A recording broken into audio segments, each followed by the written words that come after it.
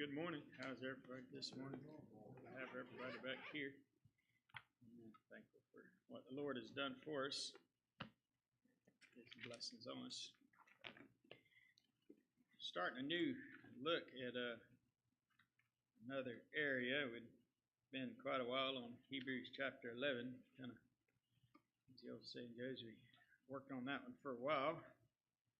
And hopefully you enjoyed that and got something out of it. We're looking now at the marks of a Christian, and we'll go through several different places, probably not so much as we were before looking at one particular scripture for such a long time. But we'll start today, and we'll be in Luke chapter 14. I'll try to hold my remarks together. We'll try to work on this. We're talking about discipleship as the first mark of a Christian, as a disciple. I was studying for this lesson for a while, had been looking at this, and then over the last few weeks had been asked to do some pastoral training when I'm in Bolivia in a couple of weeks, and so and the training manual there was on discipleship as well, so it'll be a bunch of remarks here, and hopefully I can hold it all together and make some sense out of all this. But looking at the text in Luke chapter 14, Scripture here is Jesus is entered. We'll read a bit to lay a foundation. Luke chapter 14, and we'll start in verse 16 and read for a bit. And then he said unto him, a certain man made a great supper and bade many, and sent his servant at supper time to them to say to them that were bidden, Come, for all things are now ready. And they all with one consent began to make excuse, and first said unto him, I have bought a piece of ground, and I must needs go and see it. I pray thee, have me excused. And another said, I've bought 5 yoke of oxen, and I go to prove them. I pray thee, have me excused. And another said, I have married a wife, and therefore I cannot come. And there went great multitudes with him, and he turned and said unto them, If any man come unto me, and hate not his father, his mother, his wife, his children, and brethren, and sisters, yea, and his own life also, he cannot be my disciple. Whosoever doth not bear his cross and come after me cannot be my disciple. For which of you, intending to build a tower, sitteth not down first and counteth the cost, whether he have sufficient to finish it, lest haply after he hath laid the foundation and is not able to finish it, all that beheld it began to mock him, saying, This man began to build and was not able to finish. Or what king goeth to make war against another king, sitteth not down first, and consulteth whether he able with 10,000 to meet him that cometh against him with 20,000, or else, while the other is yet a great way off, he sendeth an embassage, and desireth conditions of peace. So likewise, he be of you that forsaketh all that he hath, he cannot be my disciple. Salt is good, but if the salt have lost his Savior, wherefore shall it be seasoned? It is neither fit for the land, nor yet for the dunghill, but men cast it out. He that hath ears, let him hear. Now, in the New Testament, in the New Testament era, believers are known as disciples of the way, and they're converts to Christ. Many of us are familiar with this. Sometimes they'll incorporate the word saints, and the world calls them Christians. Now, of course, they were first called Christians at Antioch, as Acts 11 tells us. But these are all the same words. There's no difference between a Christian, a disciple, or a saint. One does not become a Christian and then later become a disciple. And then if you get really, really good at being a disciple, you become a saint. These are not designated levels of spiritual growth. You don't, become a Christian, and then if you decide to really be a good Christian, you become a disciple. If you decide that you want to, if you're really good at being a disciple, you become a saint. No, when we become Christ, we become Christ-like. We become disciples of Him, and it should be our goal to follow. I think that sometimes all of us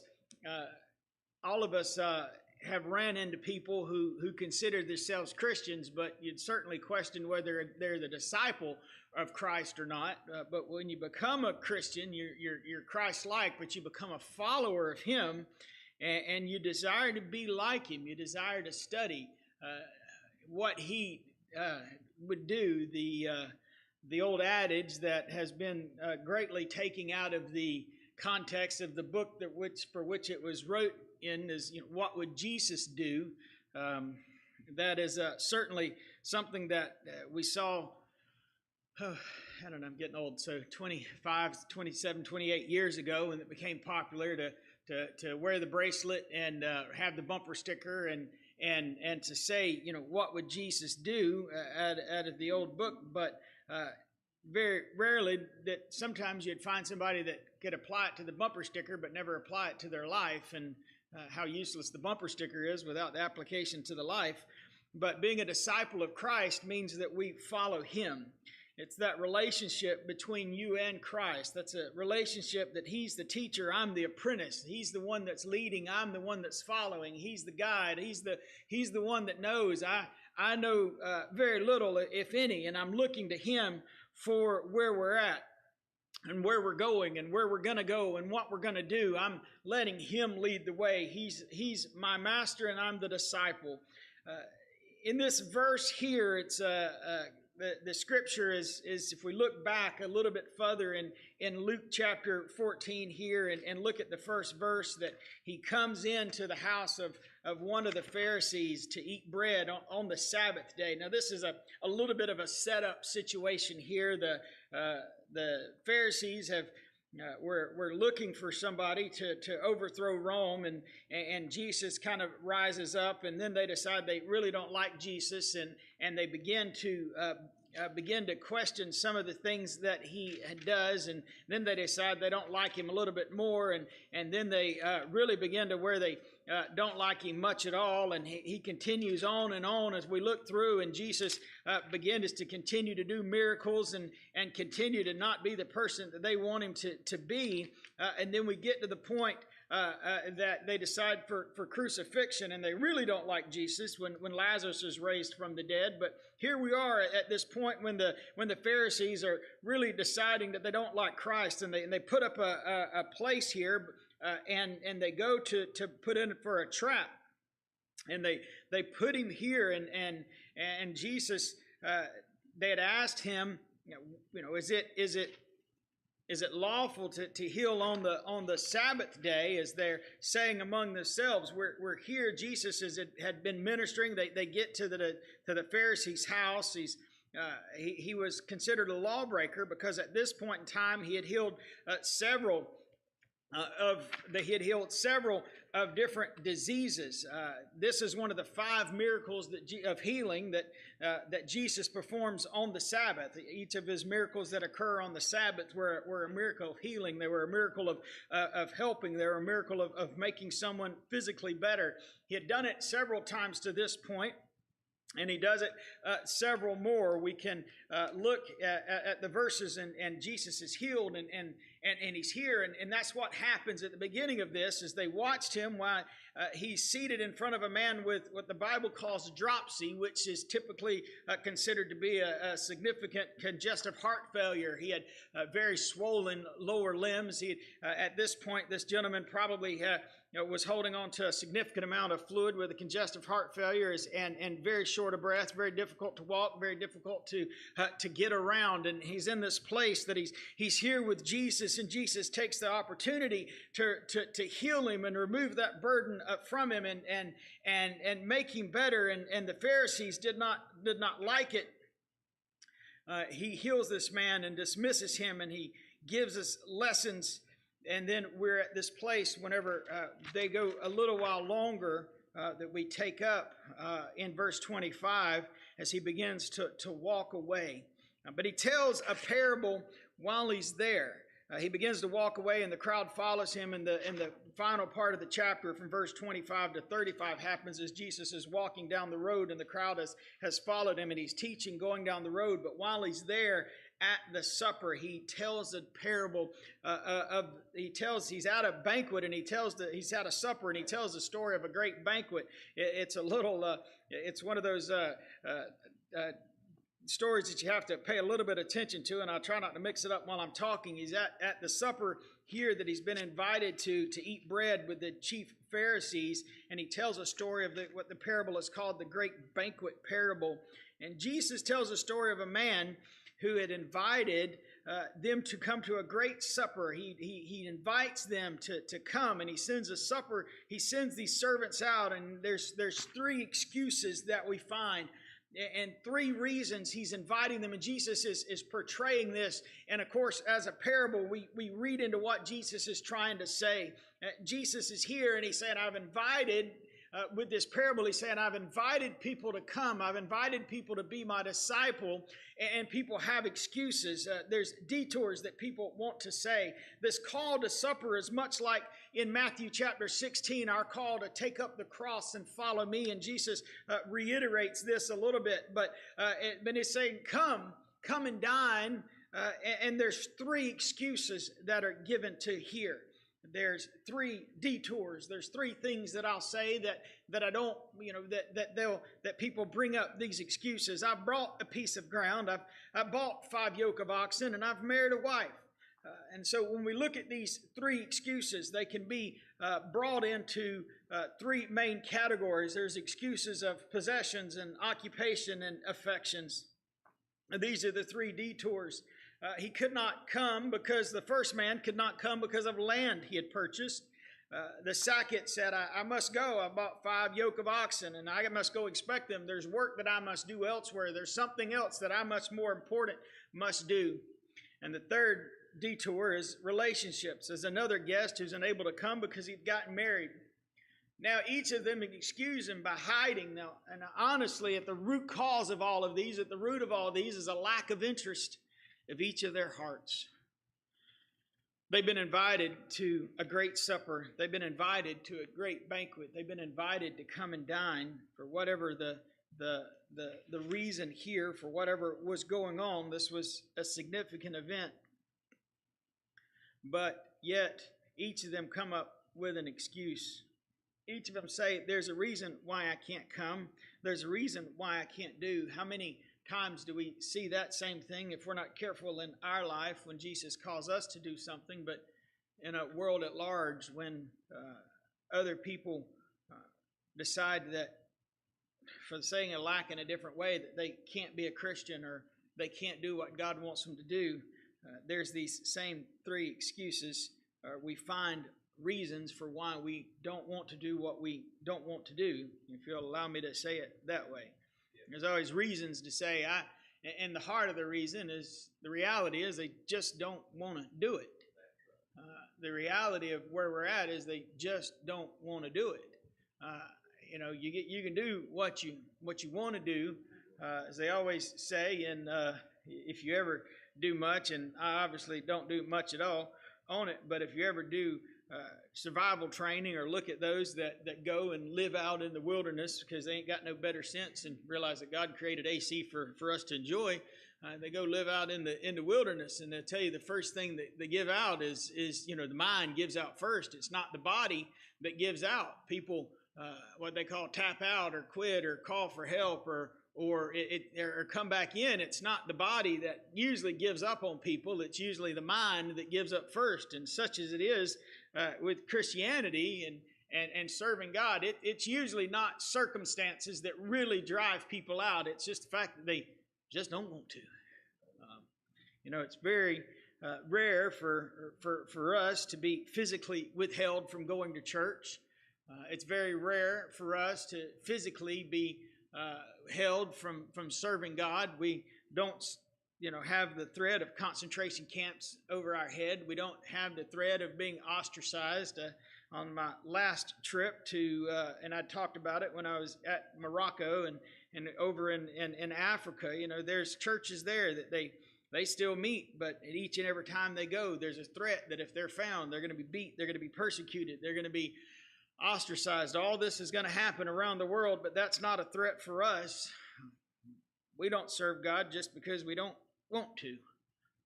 Very rarely is it. Now, there are physical times that we can't get in, and there are reasonable times for what it is, but for the vast majority of times, it's just we don't want to. We don't want to do what God wants us to do. We really don't want to do and follow Him as close as we say. And so if we're not careful, we'll come up with excuses. And this is what happens here. Each excuse reveals the foolishness of our selfish hearts. I mean, we look at the first two and look at this of land. I mean, honestly, it's not like it's going to get up and walk off. It's not like the land's going to go anywhere. I have to go view this land. I've purchased it, and the answer would be right now. I mean, there's another day tomorrow. There's next week. I mean, it's land. What's going to happen with it? The second excuse is I've purchased some oxen and I must go. I've bought 5 yoke of oxen. I must go prove them. Pray that I have me excused. Really? I mean, you have to go prove the oxen right now? Surely one more day won't change their condition. And if it does, you probably shouldn't have bought them anyway. I mean, if one day is going to make a sick cow, then you probably don't want to be the one buying it the day before. That's not the time to buy the cow the day before it gets sick. You might wait a day. So when you look at the excuses that are brought up, you realize that the excuses don't make a whole lot of sense. And then there's the excuse, if I've married a wife and therefore I cannot come. His excuse wasn't my marriage is today, that my wedding is today, I can't come to your supper. And when we read this, and if you kind of read over it quickly, you're like, well, it's a pretty good excuse. I'm getting married today. That's not the excuse. The excuse is, I have married a wife. I'm not getting married today. I don't have something that conflicts my schedule. As you've decided that you wanted to be a June bride, and she's decided she wanted to be a June bride, and you're the man. You're just along for the ride. It's just whatever you want. Whatever day you want, it don't matter. Is that the colors you want for the wedding? It don't matter. Is that the flowers you like? It don't matter. I mean, we're just happy to be there when it comes to getting married. And so she's decided she wants to be a June bride, and you're having this great supper on the same Saturday, and there's only 4 Saturdays in June, and we can't reschedule. That's a reasonable excuse, but you've been married for 4 or 5 months now. Why can't you come to my supper? The reality is you just don't want to. I mean, she would have been happy to be there. I mean, certainly the bride would have been delightful and thought of telling this future children in the wedding banquet that was at the king's palace of we got to go and it was so beautiful, and she would have loved to have been there. So excuses, you just don't want to be there. Many of us, if we're not careful, will admire the idea of having a banquet in the kingdom of God, but we're unwilling to come because of our earthly possessions, our successful occupations, or our natural affections. These are the things that exclude Jesus from our heart. The reality is it's a heart problem. You don't want to be there. You don't want to serve God. You don't want to follow Him. You don't want to be a disciple of Christ. We have no Christ-like actions. In Matthew chapter 15, it says, draw nigh unto me. They draw nigh unto me with their mouth, but with their lips, but their hearts are far from me. So the first thing about being a disciple is you have to want to. If you're not careful, there'll be detours from being a disciple. There'll be detours. There's things that stand in the way that we allow these things to stand in our way. Jesus leaves the ruler's house after giving the parable and is followed by the waiting crowd. At this point in time, he begins to expound on the parable that he had just told of the great banquet, that he begins to tell a little bit more and give some reasoning why that. And so as he's walking down the road with this crowd of followers, and he turns and he tells them what it's going to cost to be his disciples, and he gives them the reason for the the reason for the cost. This repeated phrase, cannot be my disciple, cannot be my disciple, cannot be my disciple. It reveals the cost of being this. Jesus demands our affections, our occupations, and our possessions. Whatever hinders us must be surrendered. And that's the reality of where we're at. That's the reality of the story. When Jesus tells this parable, we see this, and this parable, we look at it, and they say, therefore I cannot come. And Jesus walks, as he's walking out, and he begins to expound out on where we're at, and begins to expound on this story and give the reasons for where it is. And he tells them, if any man come to me, in verse 26, if any man come to me and hate not his father and mother and wife and children and brethren and sisters, yea, his own life also, he cannot be my disciple. By using this word hate, Jesus is not saying that we're to have a malicious attitude, but the reality is the light of a candle is nothing compared to the light of the sun. Jesus is saying to love others more than him is to be unworthy of him. You see, it's not that any of these things were bad. It's not that any of these things were wrong. It's not that any of it was any of this. There's nothing wrong with having possessions. There's nothing wrong with having an occupation. There's nothing wrong with having affections.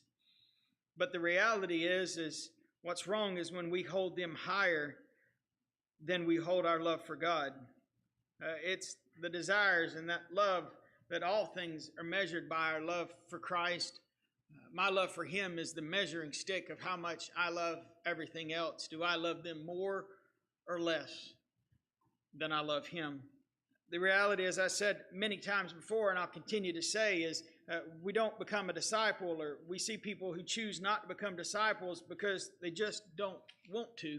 They want to do something else. Their love for whatever that other thing is greater than their love for him.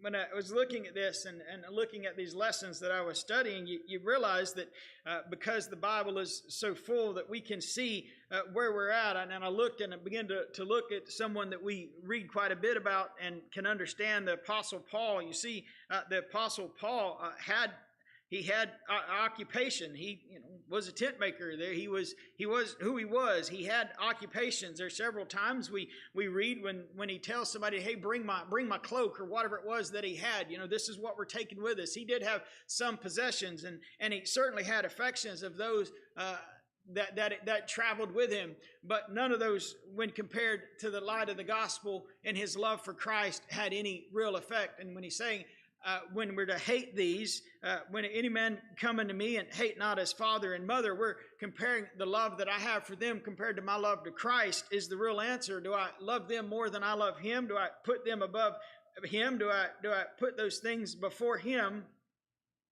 And so when I measure these things out, the cost of discipleship should be I'm willing to lay those things aside for him. The cost of what I'm willing to do for him is greater than anything else. The cost of that I'm willing to pay to follow Christ has to be greater than all these other things. What I'm willing to do and what I want to do for Christ should be higher than all the rest of these. We should be able to say that all of these things that he cannot, if we're not willing to lay aside all of these things, we cannot be his disciple. The loyalty of Christ must be above all. The loyalty that I have to God must be above all. The love that I have for him must be above all. You see, that's being a true disciple. That's taking up the cross and following him. Verse 27, who doth not bear his cross and come after me cannot be my disciple. The cross is not a symbol of burdens and hardship that a disciple occurs in following Jesus. The yoke symbolizes these things. The cross is a symbol of suffering and death. The cross you must carry is not his, but yours. Jesus did not say, bear my cross. He said, bear your cross. The carrying of the cross was a sign of a criminal condemned for execution. The cross bearer followed one of two persons, a Roman soldier who was leading him to death, or another condemned criminal. Jesus was no Roman soldier. When he said, take up your cross and following me, he is calling for identification. Jesus doesn't say you carry your cross, carry my cross, because in reality he carried his own. You're following along behind him. He's the other one that's been condemned to die, and you're following in his footsteps. This cross that they carried was very likely the cross beam, the section that goes this way on the cross weighed about 400 pounds, and they would strap it to the condemned man if necessary, or otherwise he picked it up and on his shoulder on the way between where they were at and where they would go. From the judgment seat inside the city to the crucifixion site outside the city, there's the walk that you had to take, and this was part of Rome exerting its authority, exerting what it was. You see, those on the cross were not just your typical condemned criminals. Those were one that were felt to be in revolt to Rome. They were in open rebellion to Rome. So when we see the two thieves on the cross with Jesus, they were not only thieves, but they were also felt by the Roman government to be in open rebellion to him. They were ones that were part of the multiple little plots that happened in this time through history. If you read through this time in history, there's always these little plots as people trying to overthrow Rome in each of these little cities, and such as it was, it's felt to be that Barabbas was one of these. He was one of the chief leaders and ringleaders of one of the plots to overthrow Rome. And so this carrying of the cross was from the place of judgment to the place of death. You were this walk of shame that you had to take. And so Rome was able to say, see, this is what happens when you stand up against my authority. See, this is what happens when you try to go against Rome. And so they would take them there, and this was part of the punishment, is Rome was showing off its power and showing off what it could do. And Christ says, this is what happens when you decide not to follow the world around you. We become persecuted because, yes, my goal, my home is not here. What I want is not here. My affections are not here. I've set my affections somewhere. So carry your cross and die with me to all this that you have. We're to follow him to the tomb. We're to follow him to be buried with him, and we're to be raised with him in newness of life. So our question becomes, as often as it is said, as the words that we sing is all to Jesus I surrender. Do we really follow him and say, all to Jesus I surrender? Are we willing to take up our cross and follow him? Are we willing to take up these burdens and follow him? When Jesus tells this story, initially he tells a story of the great supper. And he tells this story, and then he begins to expound on it. Then he really begins to get to the detail of it and saying, this is where we're at. The story, you read the story, and it's like, they didn't go to the supper, and they missed out such a sterling opportunity. Probably will never be invited to the king's house again. Probably never be invited. I mean, they didn't even have a good excuse not to be there. Certainly the king will never re-invite them to come over for supper again. He'll never say, hey, come and dine. He'll never say, this is what we can do. They missed that opportunity. And Jesus says in his exposition of this, as he begins to expound upon what it is, as he begins to open this up, and he's trying to tell them, if you're not careful, you miss your opportunity as well. This is an opportunity to follow after me. You're going to miss the opportunity because there's something else that you feel like you love more than me. There'll be a time when you have to make that decision. Do you love your family? Do you love those around you? Do you love being revered? Do you love being one of this society? There will be a time when you will get the invitation to come and dine, to take up your cross and to follow me. When it comes that time, do you love them more than you love me? Do you love your old way of doing things more than you love me? Do you love your occupation, your standing in the community of people knowing who I am, that I'm revered, that I'm at this place? And we can pick out certain people throughout the story of Jesus that we could kind of begin to lay to this. And so you could ask Joseph of Arimathea, do you love your place of position of being a royal? Nicodemus, do you love your place of authority and being who you are? Do you love that more than me? So Jesus is asking this question, do you love me more than these? He asked Peter the same question sitting on the seashore down the road in just a little while at the end of the story. Jesus asked this same question to Peter, love me more than these? Do you love me more than this occupation that you choose? Do you love me more than doing what you've always done? Jesus asked this question over and over. In comparison, it's okay to like fishing, Peter, but you have to love it less than you like me. It's okay to love whatever it is that you do. It's okay to like doing that, but do you love it more than you love me? Is that your reason for doing it? Is your reason for doing what you do because you enjoy it? Is it the prestige that comes along behind it? There's nothing wrong with being a royal Joseph of Arimathea. There's nothing wrong with having these possessions. There's nothing wrong with having all of this, but do you love it more than me? You see, Jesus gives, in his letter to the Galatians, the Apostle Paul gives a threefold application to the cross. You are to crucify the self-life so that Christ may live within. In Galatians chapter 2, the flesh is to be crucified so you may live in the Spirit in Galatians chapter 5. And in chapter 6, he says, by the cross the world is crucified to you, and you to the world, that you may glory in Christ. If you're not willing to die to self, the flesh, and the world, you cannot be his disciple. One who is going to be crucified has no plans to return to his occupation, his family, or his friends. Death is final. A dead man can only return if he is raised to life. Our resurrection to newness of life is to live for him, not for self. And that's what Jesus says, that you have to take up your cross to follow me, is you're willing not only to die, but spiritually you've died out to all these things. I have no reason to have any of these things. You see, I'm dead to them. I'm brought back in the life of Jesus Christ. I'm brought back in doing these things for him. I'm brought back to where I'm at, and in my newness of life, my new life. Jesus says, take up your cross and follow me, knowing what comes after the cross. You see, we're in a society that we have to learn about the cross, but they didn't have to learn about it. That's something they experienced. They had seen it over and over. They had seen those going. When you get to the final stage of having a cross, there's only one place that leads to. You don't walk around and say, well, here we are. We've very much kind of there's not as much, if I can say it this way, stigma with the cross. I mean, we have crosses. We have them for decoration. We have them for in the cemeteries. We have them here and we have them there. But in this time frame of where Jesus is at, and it's as one historian put it, it's pretty amazing that Christianity took a torture device and made it into a thing of beauty, because this is what this was. This in our time frame, this would be like having a picture of an electric chair that's up in your home. That's the same thing. When you get to the electric chair, there just really isn't anything on the other side of that.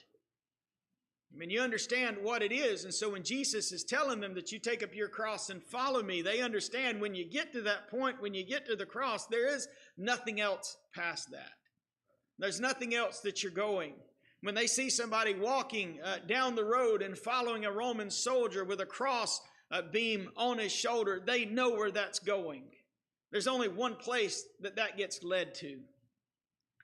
And Jesus is saying you need to be in that same place when it comes to these things, is you're willing to not only to die, but I've already made that decision. And in that aspect, I'm already dead because I've got the cross on my shoulder. There's only one place this leads to.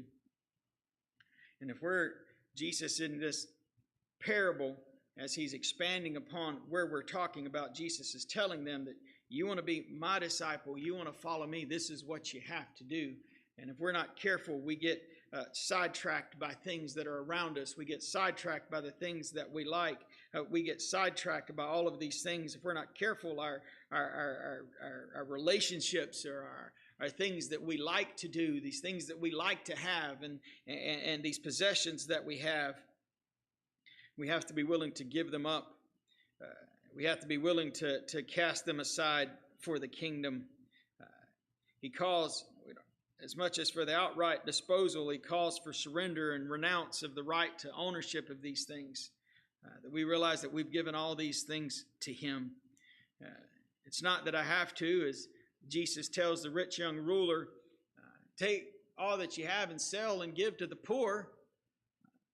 Jesus required that of no one else, and he didn't tell anyone else that, but because he was talking to the heart of the rich young ruler, the rich young ruler comes and says, "What must I do to be saved? What must I do to follow them?" Well, this commandment, all of those things, and then he gets to the heart of the matter and says, "There's one thing holding you back, and so take all you have and sell and give to the poor." Jesus understood that he wasn't willing to do that. Would he have had to do it? Jesus just required him to be willing to make that sacrifice. We have to be willing to do these things. You see, this is from the very beginning. If we read in Exodus chapter 20 and verse 3, Exodus chapter 20 is the 10 commandments, and the first commandment is what? Thou shalt have no other gods before me. This isn't anything new that Christ is asking. He's just putting it in a different way. And if we're not careful, these little things become gods to us, not in a big G, but in a little g, just something that stands between us and him, something that stands between where we're at and where we want to be, something that stands between us and getting to where we want to be. Discipleship is not religious abstract, but it's a hard reality designed for a purpose. It's not something easy to do. It's sacrifice and it's work, because there's reasons for this discipleship, and probably won't have a whole lot of time to go into them, but there's reasons that Jesus at the very beginning, he cuts with a pretty sharp knife, if you allow me to say it that way, as he says, hey, look, you got to be willing to give this up, and be willing to give this up, and be willing to give this up. And the question is, why? Why do I have to do that? Why must I do these things? Why must I have? Why must I do this? Why do I have to abandon? Why do I have to go? Jesus is saying. Then he begins to tell, "For which of you," in verse 28, "intended to build a tower, sitteth not down first and counted the cost, whether he have sufficient to finish it? Lest haply after he hath laid the foundation and is not able to finish it, all that behold it begin to mock him, saying, This man began to build and was not able to finish." Jesus says, finish the cost, count the cost before you do it, because the last thing you want to do is become half a disciple and get half a house built and get halfway to heaven and not be able to realize that I didn't quite do enough. I didn't quite to stand at the great white throne of judgment and hear him say, "You never knew me." What do you mean? I did these things in your name, and I did all this, and I went to church, and I had a form of godliness and denied the power thereof, and I did all these things, and I went and I did, and I had the bumper stickers, and I did all these, and to get there, to realize that we hadn't done enough because our heart wasn't really in it, because we let other things stand in the way. That's what Jesus is talking about here. When you get the foundation laid and realize, I don't really want to do this. What a waste of that's been. He says you must at the very beginning be ready to give it all up. You ever drove past a house that's been about finished and they've got it dried in and it's got a roof on? There's a couple that I've watched through the years of living here. There was one that was in Putney, 4 or 5 houses down the road from when I lived up there. Over the years, when I moved there, they had worked on it and got it to the place. Now when I drive by, was a beautiful house. I don't know what happened, but it just sits year after year, a little less, a little less. At some point, they never finished it. They never lived in it. They never used it. They never got any use out of it. And you drive by and you just wonder, what's the story? How many people have we seen get out of church? And it's the same thing. They built a house. They built a shell. They built a life. For a while, they were in church. But sometimes you just wonder, I wonder what the story is. I wonder what happened. How did they lose? How did they go? What happened? The reality is, as Dietrich Bonhoeffer says, salvation is free, but discipleship will cost you your life. To become a disciple of Jesus Christ means that we're willing to give all of these things up. We're willing to count all this as loss. We're willing to say all of this. We're willing to give it all up for Him. That's the cost of discipleship. Now, we can sit and talk about the cost, and we have, because I want us to talk about the importance of where we're at and the importance of knowing kind of where it is in the place that we must take in our hearts, that there should be nothing between us and nothing between Him, that all of these things should be pushed aside. Now, again, like the Apostle Paul, there's nothing wrong with having these things. There's nothing wrong with having these things, but we must place where they're at in our life. Do I love them more than I love Him? Do I have anything that I do that I want to be more than I want to be here? As the pastor had said the other night, people say, I'd rather be here than the greatest hospital in the land. Well, there's lots of places I'd rather be, but I'd rather be here than sitting out in a boat, fishing, catching, what is it, y'all like? Little specks.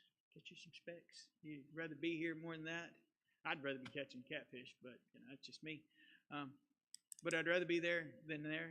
I'd rather be here than anywhere else. And there's nothing wrong with going on vacation. There's nothing wrong with any of that. And don't make me think, don't think about that. But the question is, where's our heart when it comes to these things? Where's our heart when it comes to serving Christ? Do I want to serve Him more than I want to do anything else? Is that the principal drive? Do I go to work? Nothing wrong with having a job. Georgia Power likes for me to have a job. They like me paying that light bill. I don't like paying it near as much as they like getting the money, I'm sure. But I like having AC. There's nothing wrong with me having a job, but do I show up every day saying, do I do this for Him? How can I serve Christ today at my job, whatever it is that you do? How can I show the love of Jesus Christ? When I go to the grocery store, there's nothing wrong with having possessions. There's nothing wrong with eating. I like to do that too. But in my daily walk, do I think about Christ more than I think about anything else? When we talk about the cost of discipleship and in relationships, am I the one that pulls people down, or am I the one that pushes people up? I want to be the one that reminds people of Christ. I want to be the one that points people to Him. I want to be the one that says, hey, you can make it. Come on, go with me. Sure, there's a cross to be had. We give all these things up, but oh, what the rewards are. Oh, what it is that we get. I get a friend in Jesus that I've never had in any other place. When I get to that low place, and I get to that place that it's alone, I find Him come up beside me and walk beside me. I find Him walk with me. We'll close this morning. Great to be here. The cost of discipleship is high because we just have to be willing to pay it all for Him, but the rewards are even greater. Thanks this morning.